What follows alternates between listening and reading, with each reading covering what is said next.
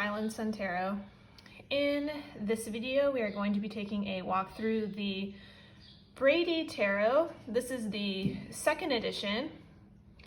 Now, before we get to any of the cards, I just want to say that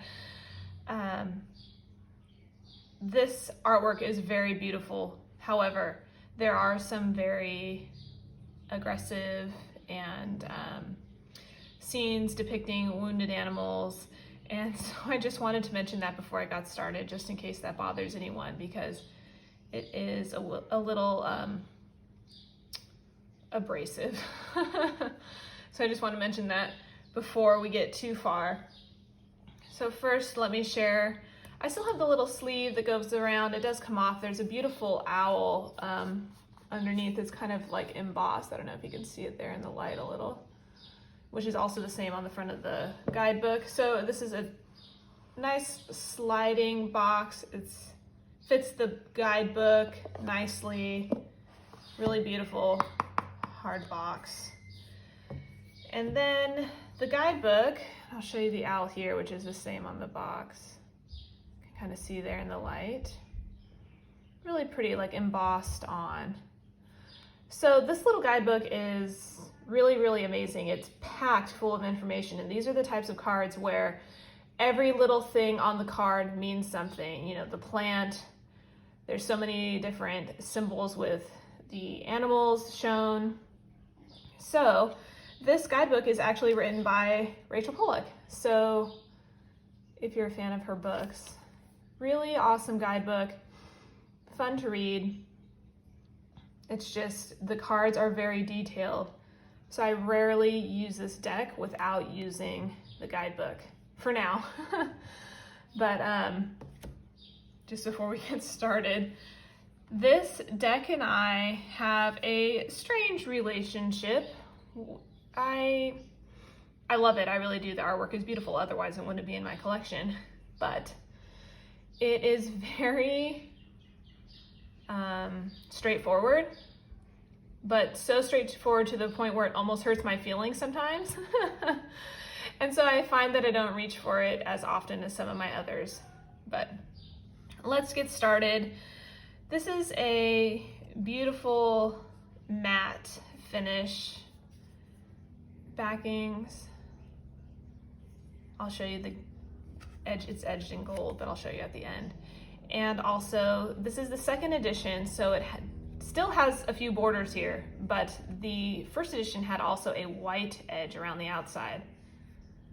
And for whatever reason, that white edge was really off-putting to me, so I waited, got the second edition. I'm really happy with it. Okay, so let's get started. We have the Fool. So I know this is like a cowbird because I boarded my horse at a facility that was next to a regional park, and they would trap all the cowbirds because they kill the songbirds. So we have a gorgeous songbird here, most likely a male, because normally the males are the more vibrant one, feeding this cowbird. The foot slipping from the nest, you kind of get that sense of the Fool on the edge of the cliff. We're up in the tree in the nest, the foot is slipping out. But really, these cowbirds get so large that even if they hatch first, they push out the songbird's eggs. Or even if it is hatched with some other songbird babies, it eventually pushes out the babies because it's so much bigger than the songbird babies. So I just think that's a really interesting depiction of the Fool, because they both are the Fool in the sense of this one is just taking care of the baby that it thinks is his. So it's being tricked by this cowbird, but then this cowbird is already starting off its life in folly, not being raised by the parent. The parent has left it in the care of this songbird. So, you know, an interesting start. Then we have the Magician with a raven. So the guidebook does talk about Norse mythology and how the raven is a sign of Odin. And then I really do like the blank banner in the background because it really gives you that thought of potential. And then we do have all the tools depicted here for the suits. An arrow, horns for water or cups, roots, which is for pentacles or earth, a feather, High Priestess. We have a snowy owl. I love how she's sitting upon this veil. You can see the kind of half moon there in the back. We do have the classic triple moon symbol here, and then also burning sage. But she is not a, I want to say loving, but that's not quite the word, caring High Priestess. This is a very aggressive stance because down here that you can barely see is a lemming. And that is the primary food for snowy owls out on the tundra. The Empress. Out of the entire deck, this is probably the most gentle card. And it's probably my favorite one. So we see the wolf here with her cubs. She does have the hares kind of playing in the plants around her. The hares being a sign of fertility. And then we also have the doe in the background, but the wolf is not bothering the hares. She's not bothering the doe. They're all existing together in this abundant little meadow. And her primary concern is taking care of her cubs. And I think that that's really gorgeous. Beautiful depiction of the Empress. Then we have the Emperor as an elk.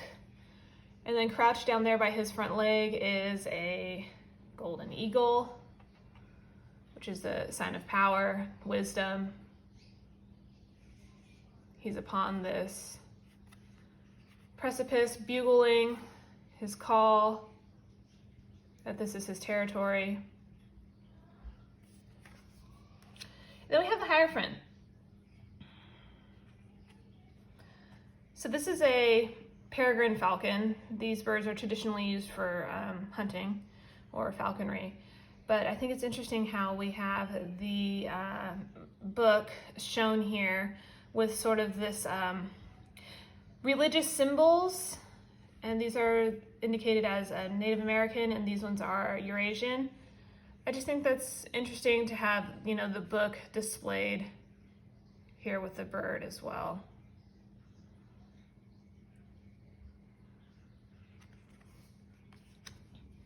The Lovers. So these are, now when I first saw this card, I was like, oh, the Lovers is one of my favorite cards. And I was kind of, disappointed when I first saw it. But really, it's quite beautiful because these cranes do a very intricate and strategic mating dance. And this is mid their dance. And I really like the sense of this like snake winding up her leg. She has the apple. You get the sense that this is Eve with the apple here. Adam with the flaming branch. And then this white eagle above really gives you that thought of like an angel. It is really gorgeous. It's just, upon first glance, it looks a little aggressive for a Lover's card, but it is quite beautiful. The Chariot. So I feel like there's a lot going on here. This is a magpie, which is, first thing comes to mind, that's a very smart bird. But they're also kind of, I don't know, they're smart, but they're kind of aloof, so I don't think of like willpower when I see that bird. But we do have another egret down here and an eagle. Several different symbols here, a red sash for fire, potentially, the wand suit. The blue ribbon potentially for air, clutched by this eagle. Kind of interesting how they're in this created structure as the magpie watches. Just for me and how I look at it as, willpower and control. This looks a little chaotic for me.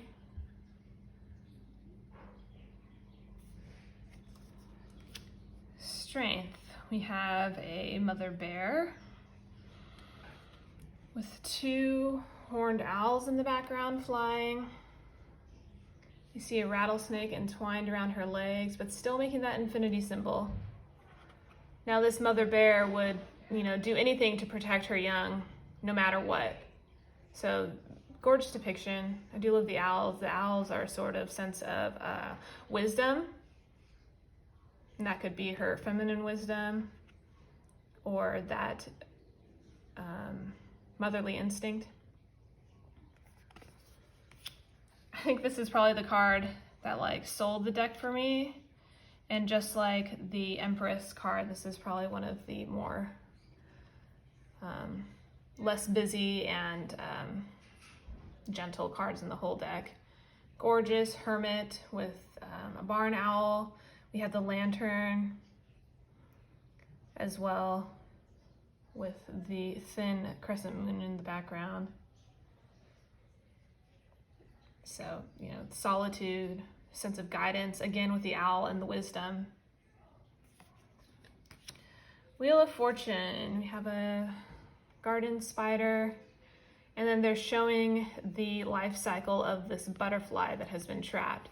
The egg, the pupa, the chrysalis, and then the butterfly. It's sort of an interesting take on it, but I really do like that interpretation. Then we have Justice. This is a turkey vulture. We do have a skull, a bird skull, and then an egg being weighed. Hanged One. And we have a possum here. And, as most people know, possums hang upside down by choice. And then there's some fireflies illuminating face. And then these little birds up here, if I can pull it close without making anyone too dizzy, are nuthatches. Nuthatches purposely land like this upside down with their heads down. And they hunt in the same areas as woodpeckers and those types of birds, but they catch a lot of things that the others miss because of the way that they land. So I think that's a nice addition to the possum. And then we have Death. So you can see the larger jaw here, then sort of this saber-toothed tiger, the skull, the plant growing, which is gorgeous. The roots, the growth, so the sense of transformation. Thought it was interesting how they included a little cockroach there. Going to check things out.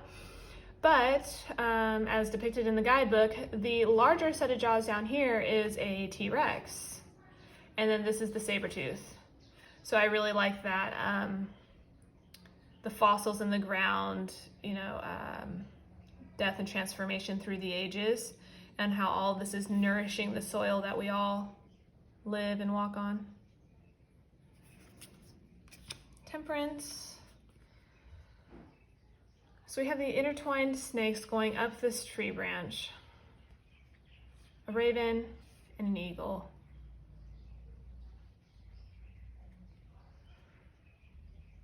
It's very beautiful, and you really do get the sense of balance, but in the guidebook they were talking more about health and how one of the generic symbols for health, or the hospitals these days, has become the staff with the single snake intertwined around. So they have taken the tree with the double snake, and then we have the balance of the two types of birds at the top.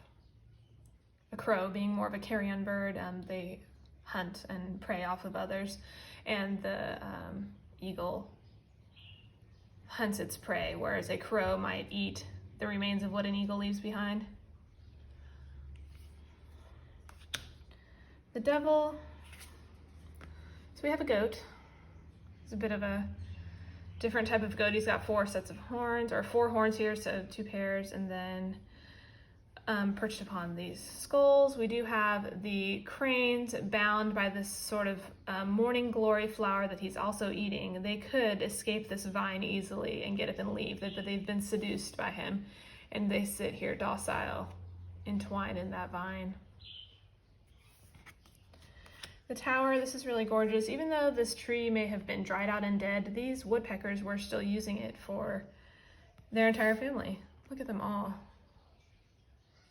So this is, utter devastation, and they're not all going to make it as the lightning comes down, catches this dead tree, but they have the ones flying off. So, sense of hope there. The star, this is an ibis. I love the horn grasped here, and then the other one is on like a necklace. Really gorgeous. The moon.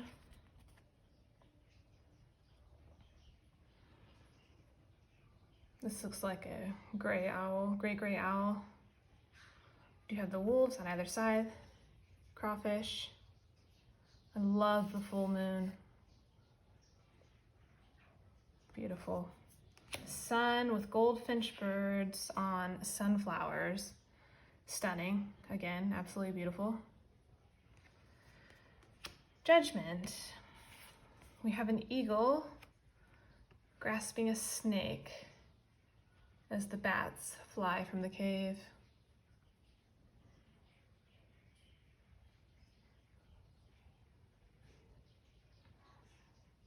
So normally I look at this as like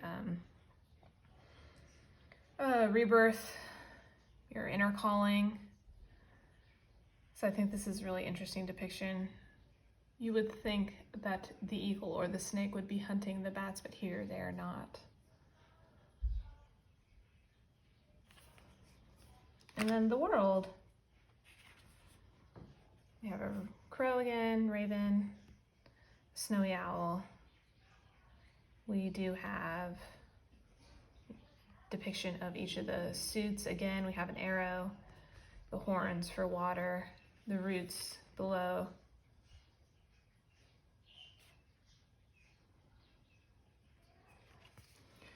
All right, so that's for the majors. Now, as we head into the minors, they have all been renamed. And for me, I always think of feathers go with air, so swords, but for this deck, it's feathers are wands. The swords are actually arrows. So that took a little getting used to, but I think that's just based on some other decks that I have, so it made it a little hard for me at first, but let's get started. So we have the ace, they have inspiration. So I know a lot of people, there's a lot of thoughts on the guide words down at the bottom. And some of them I really love, but then some of them don't go with how I read the cards at all. So I think that's just a personal preference, if that bothers you or not. Inspiration, I look at this as like enthusiasm and courage. And I feel that for this card. So I don't mind inspiration as the word at the bottom. 2, we have a coyote and some road runners. Success.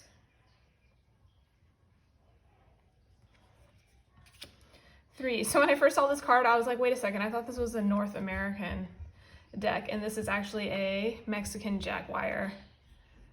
So we have the Mexican jaguar sitting in a tree here with the feathers below.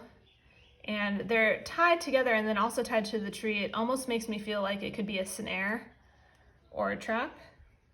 And then we have vantage down at the bottom, which goes for me with like exploration or foresight. 4, feathers, optimism with the prairie dogs here.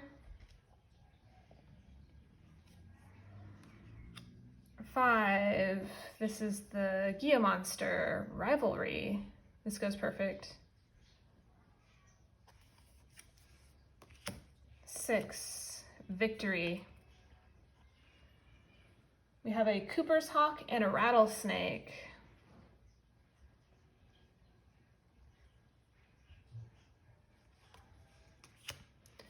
Seven, power. We have the bison.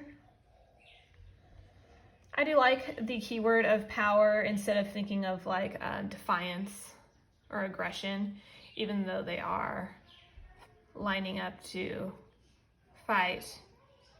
I really like power as the keyword.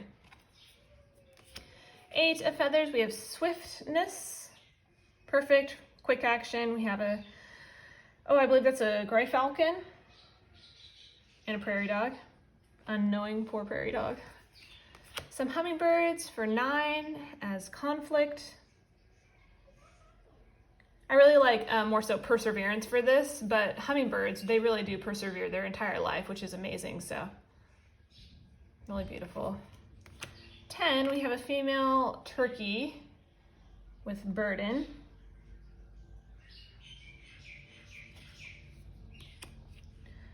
Daughter of feathers is instead of page.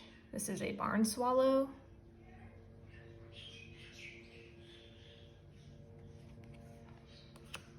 Son of feathers, we have a raven. There is a Native American tale tied to this card in the guidebook. Several of the court cards are inspired by folk tales from various different tribes, whether it's Norse or Celtic or Native American. So that was fun to read for the guidebook as well. Mother of feathers, we have a prairie chicken.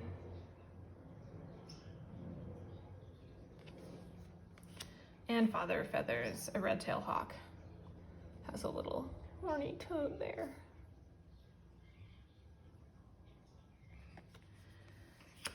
Okay, next we go into horns or cups.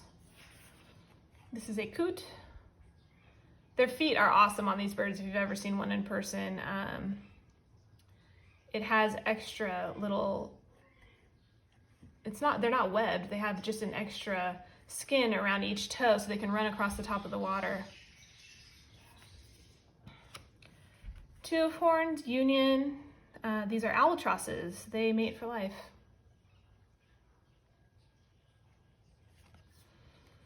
Celebration, we have some snow geese here.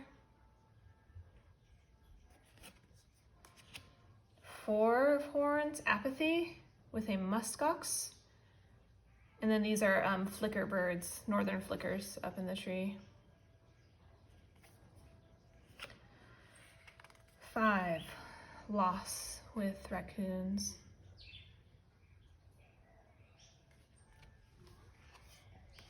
6 of horns, we have happiness with river otters. 7 of horns, breach with beavers. If you can see up close, the beavers are sleeping as the water has burst and crept in.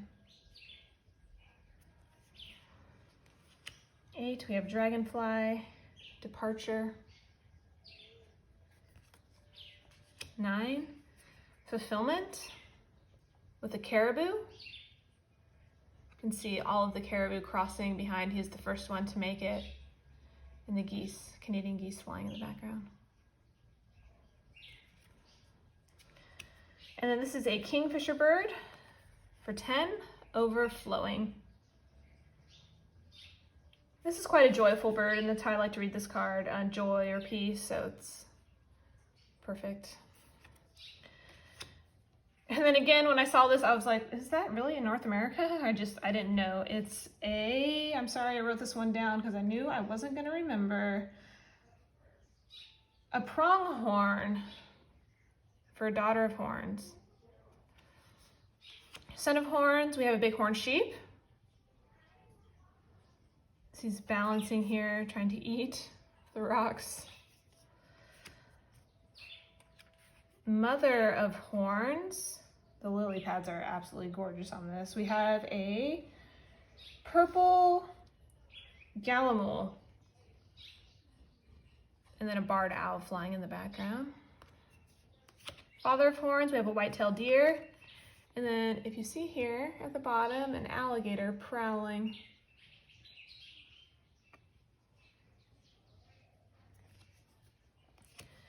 Then we go into arrows. So this is actually the suit of swords for this deck. We have a mountain lion and a horned owl.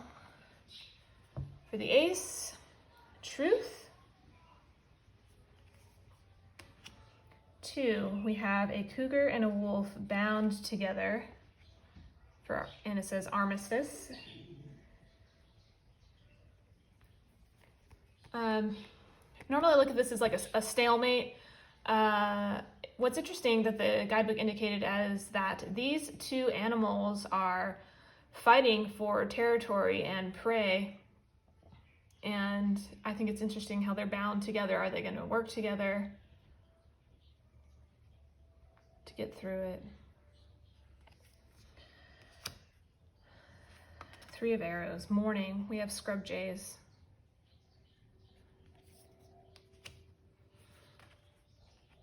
4 of arrows. This type of bird is in the nightjar family, and they can camouflage like crazy. You would never be able to see one in the wild. And I love the expression because the eyes are like that, like peeking, spying, withdrawal. I rather like that. Withdrawing to rest for some contemplation. Oh, this one's hard. 5 of arrows, defeat. Stranded on the iceberg there. Besides the arrows, the bear already looks emaciated.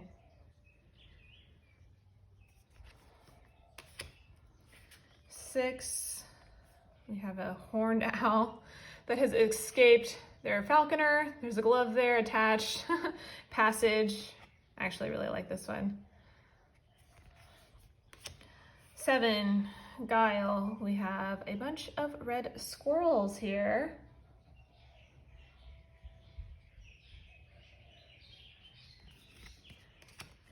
8, oppression. We have the scrub jays again, picking on this red-tailed hawk.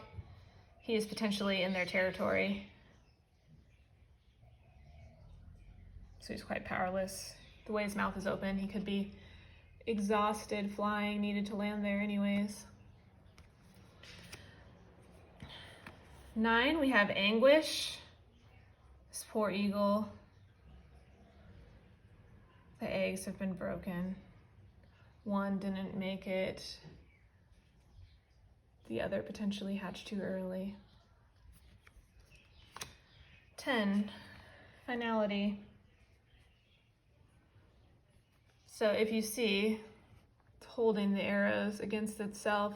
So, definitely that sense of martyrdom there. Your arrows have not pierced the possum. Playing dead. Daughter of arrows, we have a sloth with a harpy eagle flying behind. This is one of the cards that was more indicated to South America.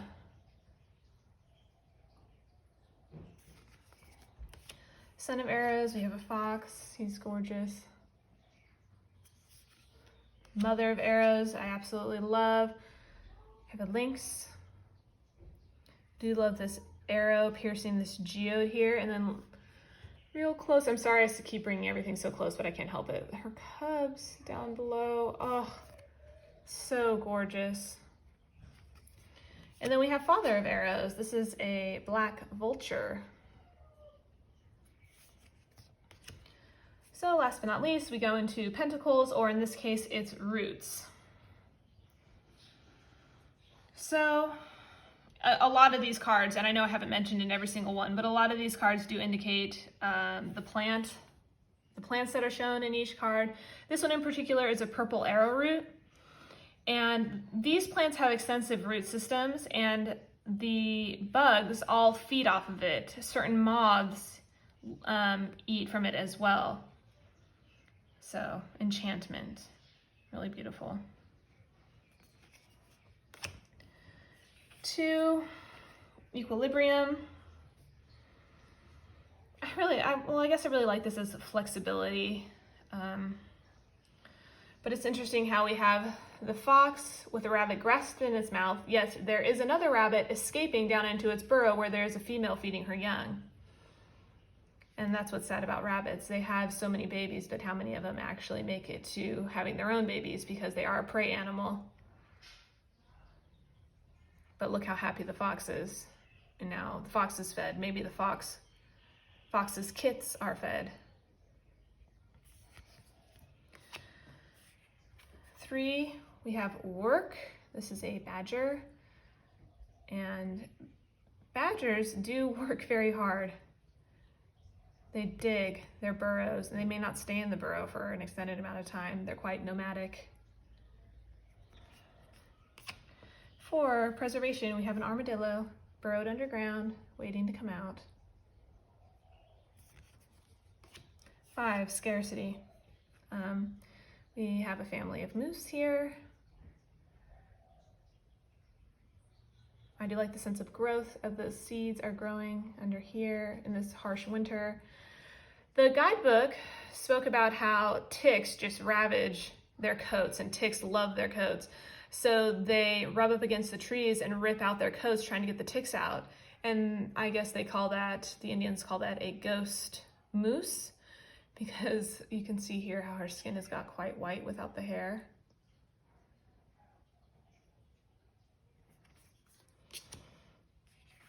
Six, altruism. This was another card that had a Native American fable or story to go along with this illustration.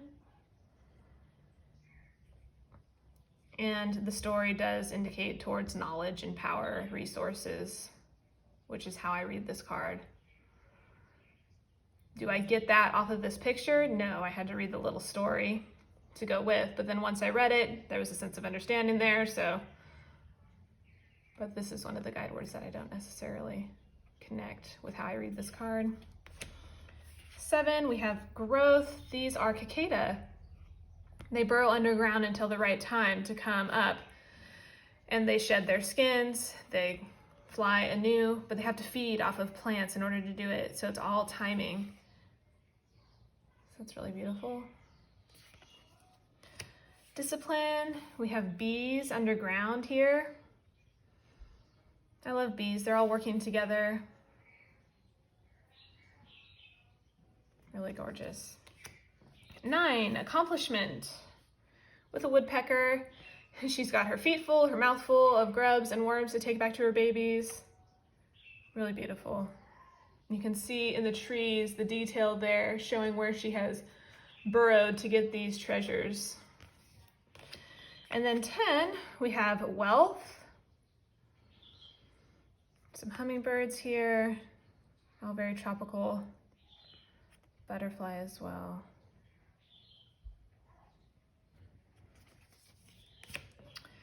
Daughter of roots, we have a little baby black bear climbing up onto a dogwood tree.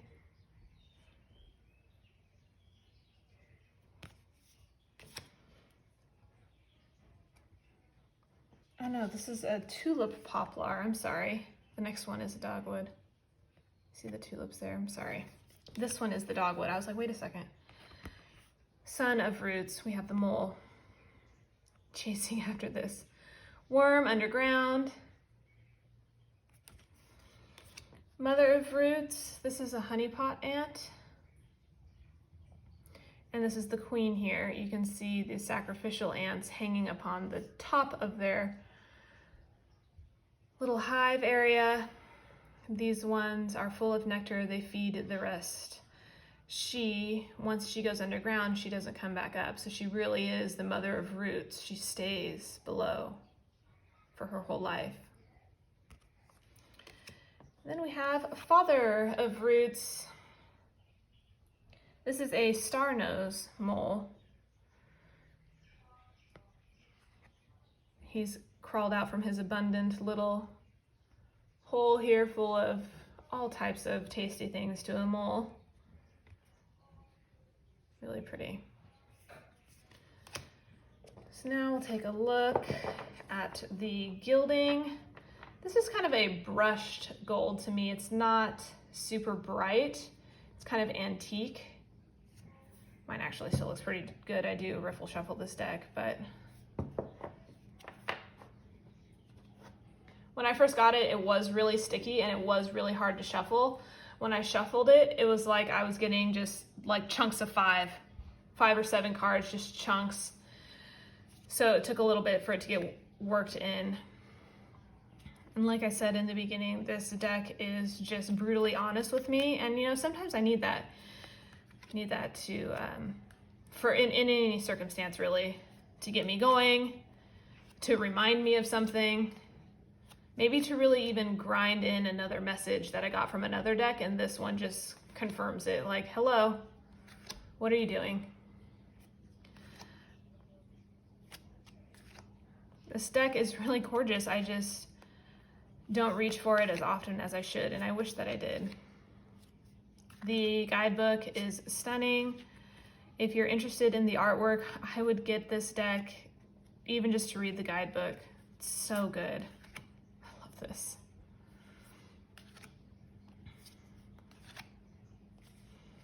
So much meaning in every single card, so detailed with the plants and the animals.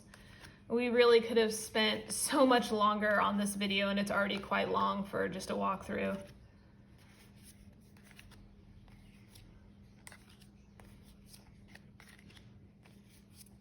Just if you can either work with or get past the little guide words down at the bottom, if it doesn't bother you, I would get it. I would definitely get it. And as you've seen, some of the illustrations are a bit aggressive, but it has a place in my collection, and I really appreciate this deck, and I love the artwork. And I know I didn't mention it in the beginning, but each of these cards is from a wood carving and then press and then colored in. So that's amazing that kind of time and effort that went into each one. All right, guys, thank you so much for watching. Please comment below if you have this deck, what are your thoughts and feelings on it, or maybe some favorite cards that you have. All right, bye.